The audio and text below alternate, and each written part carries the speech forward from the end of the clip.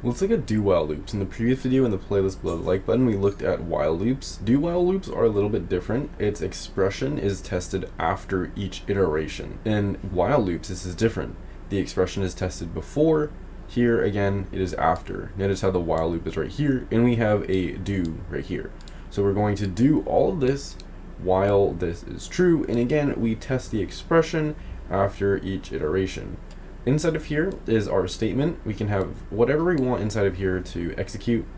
The do while loop, again, it's a post-test loop. Because of this, it performs at least one iteration, even if the expression is false to begin with. So we'll always execute this at least one time, and this differs from a while loop, which is a pre-test. Again, this is post-test. It's checking this condition afterwards. So let's look at this example right here. This previous example is from a while loop.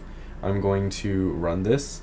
And it probably would have been better if I did this a second time, but what you'll see is that this starts at 0. Previously, when we had the while loop up here, you notice that this x++ would have printed out after this condition was run, because the x++, well, if x is 0, plus plus is going to make it a 1. Here, though, x is being plus after the initial run, so it is 0 here. Enter a number to replace x. We're not going to replace it with anything. Let's just type in 0. So we're going to run through the loop a second time. This is the second iteration. This x++ right here is going to make x a 1 right here. So we're going to see out 1.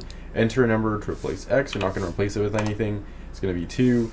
And then if we want to replace x with something, we can make it like a 7. Now we have the cin x right here. So after this prompt, we're storing in another number for x. So I said 7 right here. That means 7 is going to go into this x. And then we have x++, which makes it 8. Enter a number to replace x. We'll just make this a 10.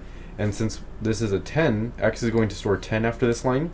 This x++ is going to increment, and then we're going to check it against this 10. We can see that it's greater than 10, so we're not going to be in this while loop anymore. We're going to break out, and you're going to see it's complete. If I press enter, nothing else happens because the while loop is done. That's pretty much it for a do while loop. It's our post-test loop.